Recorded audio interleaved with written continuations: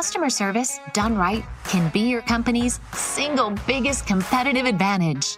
Welcome to the Customer Service Revolution. Join customer service authority and best-selling author John DiJulius as he interviews leaders who are revolutionizing their industries. This is more than a podcast, though. It's a movement. The Customer Service Revolution is a radical overthrow of conventional business mentality designed to transform what customers and employees experience. If you're a revolutionary customer service leader who's ready to stop competing on price and obsessed with building a brand that people cannot live without, this podcast is for you. Welcome to the Customer Service Revolution podcast with John DiJulius. This week, we welcome guest host Jess Pischel, Customer Experience Consultant for the DiJulius Group and Dean of the Customer Experience Executive Academy. In this episode, Jess shares how companies can turn upset customers into brand evangelists. You'll learn how to anticipate your service defects and put protocols into place to make it right, how to be prepared and equipped to respond to predictable customer challenges like shipping delays, long hold times, and products out of stock, how to train employees to have full awareness of the potential service defects that are commonly arising at each stage of the customer's journey, and how to train and empower your employees to handle challenging conversations and provide consistent service recovery. Now here's your host for this week's episode, Jess Pischel. I am a big fan of the show Shark Tank. I love Mark Cuban. So there was an episode a few months ago that caught my attention, and it was a dating app for things that you hate. So let me repeat that. It's a dating app that connects you on things that you hate or dislike. So play along with me. I want to hear if you would swipe right or swipe left to any of these common pet peeves that were listed on the dating app. So how about nail biters? Hate it? Me too. I hate it. I hate the noise. That's a pet peeve of mine. How about loud chewing or drinking? Hate it. Hate it. Slow walkers. This one I think I might be. So I don't know. I don't know if I would swipe right or left on this one. How about cracking knuckles? Hate it? I'm guilty of that one too. Where are my grammar police? Hate it? All right, this is a passive-aggressive one for my husband in the back of the room right now. Leaving the toilet seat up? Hate it? All right, so it got me thinking, what if I created an app for bad customer service? Things that everyone mutually hates about bad customer service. So play along with me. Long hold times. Hate it. Unknowledgeable staff, an attitude, bad attitude. Those that make you feel like just a number, transactional, apathetic, and then when they don't make it right. So if I were to pull out my cell phone right now and Google your business and call that 1-800-CONTACT-US number, could you guarantee that I would get a 5-star A-team player? Would I receive world-class customer service? Or maybe not. Maybe I would get someone on your B team or maybe a C team player. What if I were to call with a really complex problem? Would they handle it the same way as the person the day before? Or would I get less than average service? It's like playing rep roulette. Is your team trained to handle these challenging customer conversations? Or is it dependent on which agent I get? Or what type of day they're having? Maybe I get someone who's having a really bad day. Or is it dependent of which manager is on duty or what time of day it is? Maybe it's a different experience for me if I'm calling 9 a.m. on Monday morning versus Friday at 5 p.m. Am I going to get a rep roulette experience with your team? Or am I going to get consistent service? So here's some of the challenging customer conversations that are happening right now. Some frequent, common customer issues. Shipping delays, long hold times, staffing shortage and product availability, lack of follow-up. You never hear back from them. Or just the quality of the service or the product that was provided. These are exhausting. We're tired, right? Our team members are tired. You as customers are tired. We're burnt out. I was at a restaurant a few months ago with my husband and my 1-year-old daughter, and we just started ordering Peyton chicken tenders off of the kids menu. So, her chicken tenders come and I break them apart in small pieces and they're ice cold. They're ice cold on the inside. And so I flag down the waitress and I ask her just for a new order. And this is what she says. We have a new team back there. They probably don't have the timers set right. That's disgusting. That's disgusting. She didn't apologize. Number one, she didn't apologize. She completely overshared. I don't need to know that the team back there is new. Just make it right. Just fix it. Just bring me a new order. Definitely overshared and definitely not trained to have that type of conversation.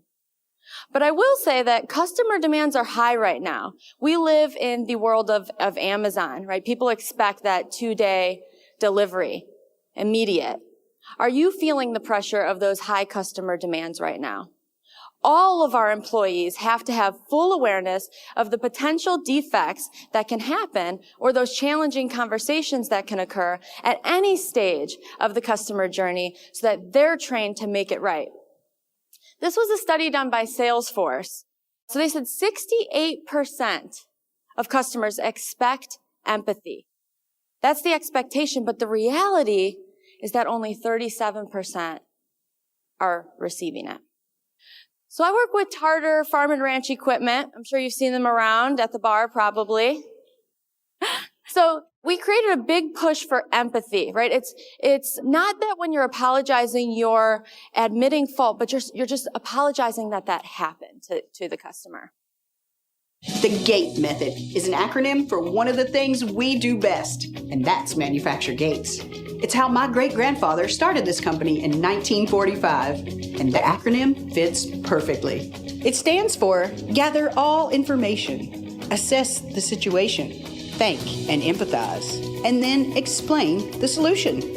By following the steps in GATE, our reps can get the info they need from the customer in a quicker, more concise way. This saves the customer's time and makes it easier for them to get help. Although every solution may look a little bit different, our customers deserve an apology for any inconvenience or misunderstanding.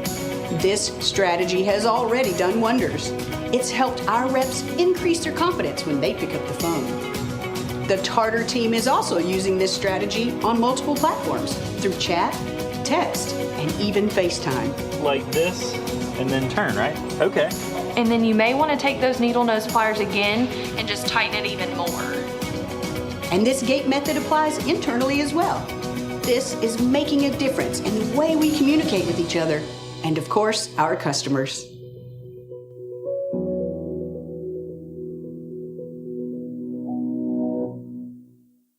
So I love that. I love that the GATE method. It's simple. It's easy for them to remember and follow because they were part of the creation process. They created this acronym that means something to their brand and to their culture. So GATE method, gather all information, assess the situation, thank and empathize, and explain the solution.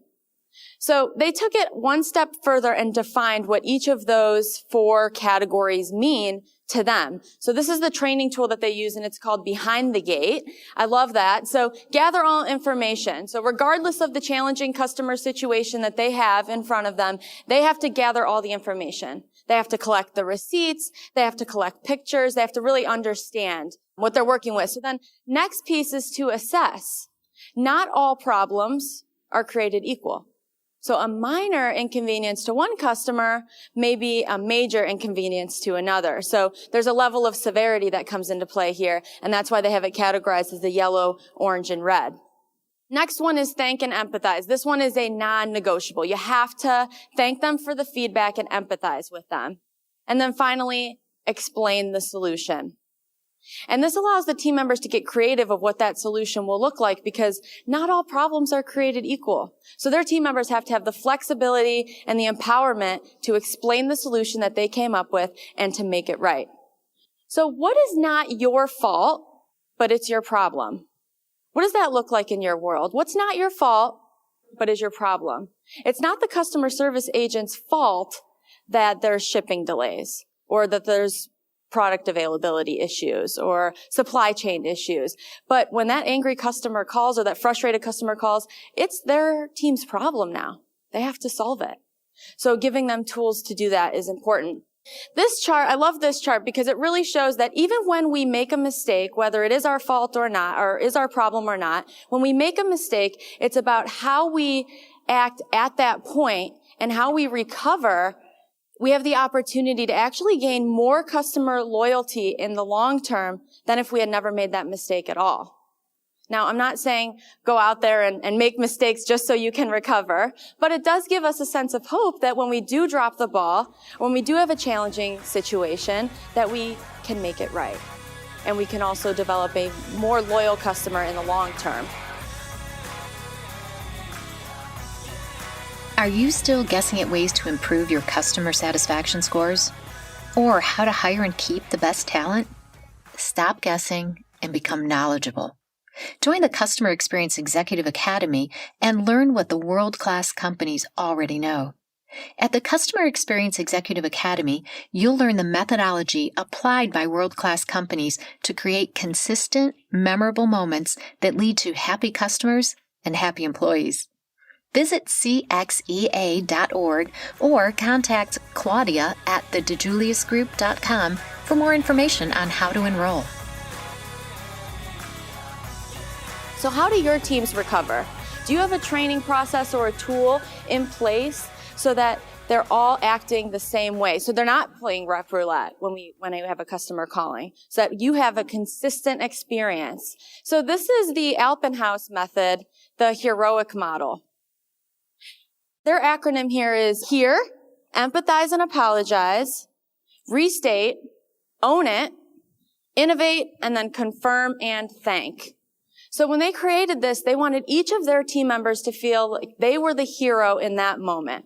They have the opportunity to make it right, to own it, and to provide a solution.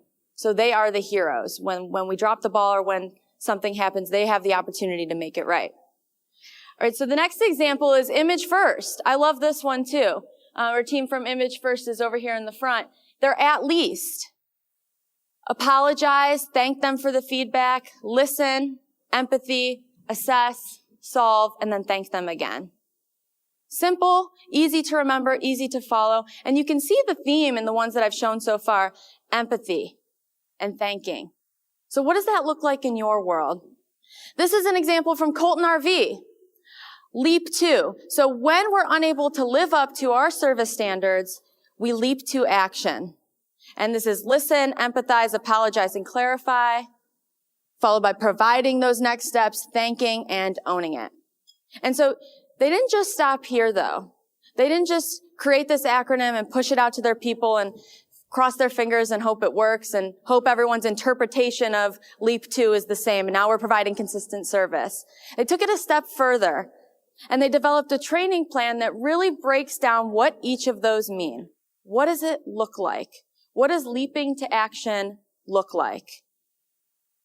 And I love this, they even took it one more step further and really gave their team tools for how they can recover. So their team members are empowered to buy a meal, to give a free RV detail. When the opportunity presents itself, this is what they do. This is what they're empowered to do. And so the when is categorized there so people know the situations and can understand what that looks like, but also be empowered. And that's the biggest part here. Their team members are empowered to make it right. Do you ever feel like this? Okay, so I bought this cheese in your shop. It cost me $40, and when I got it home, there was a hair stuck to it. No, I don't have a receipt. Nevertheless, I would like my money back. Oh, really?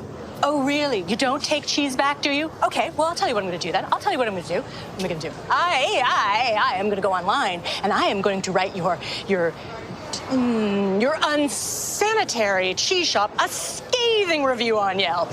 Boom! Mic drop. Ha! Ho. Hi. Is everything okay? Yeah, it's all good. It's just turning some cheese. You sure? Do you need to call anybody? No, thank you, sir. That's very kind. Okay. So, I I bought this cheese here. It cost me $40, and there is a hair stuck to it. Oh, yeah, we can take that back. Wait, what? Here. Wait, Okay. Take this. Your next purchase is on us.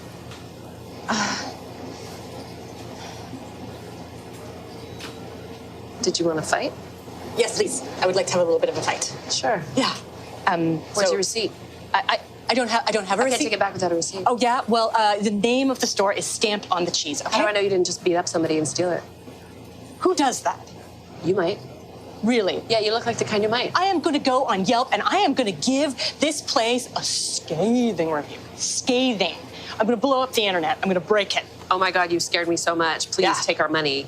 Leave the cheese. Thank you. Thank you. Was that so hard? It's called customer service. Fine. Thank you. Fine. Thank you. That was You're really so welcome. A lot of people really like that. That's great, too. See you again. Bye. So have you ever been the cheese lady? I was the cheese lady. I was her a few months ago. We had my daughter Peyton's first birthday party, and we ordered a tent. My husband put together the tent, and he noticed that one of the pieces to the tent was bent. So he said, after the party, forget about it. After the party, we'll just take a picture and we'll send it to them and just have them send us a new part. So I was ready to go, though. I had my pictures in place. I was ready for a fight here. I had all my ducks in a row to get to them. I was about to go to Yelp if they didn't. I was the cheese lady. But I was pleasantly surprised when I received this email back from the company. We apologize for the issues and don't have any parts to ship out. So an apology and owning it. A refund is being processed and a receipt will be emailed back to you once available, and we don't need the tent back. Wow. They made it easy. They made it so easy. I didn't have to fight. I was ready, but I didn't have to. So I've told this story several times since then, and 3 of my neighbors in our neighborhood have since purchased a tent from this company. So I'm not saying you have to give everything away for free, but would it be worth it to consider implementing some of these tools to earn a customer for life? So if you want to be world class, you better have a system in place. The most seasoned people to the newest hired have to be handling these challenging conversations the same way. You have to make it easy for your team to solve these challenges. You have to give them the empowerment. You have to give them the tools to have in their pocket to make it easy when these situations come up. But you also have to make it easy for your customers. So I'm going to leave you with this. What is your simple acronym that will mean something to your company that will allow everyone to operate consistently? What is your GATE, your least, or your heroic? Thank you.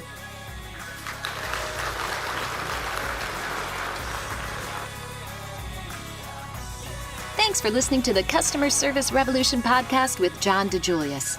Did you enjoy this episode? Consider leaving us a review. We value your feedback and love to hear how you're using the podcast in your organization. To hear more, be sure to subscribe now on iTunes, Spotify, or wherever you listen to podcasts. Thanks for being part of the Customer Service Revolution.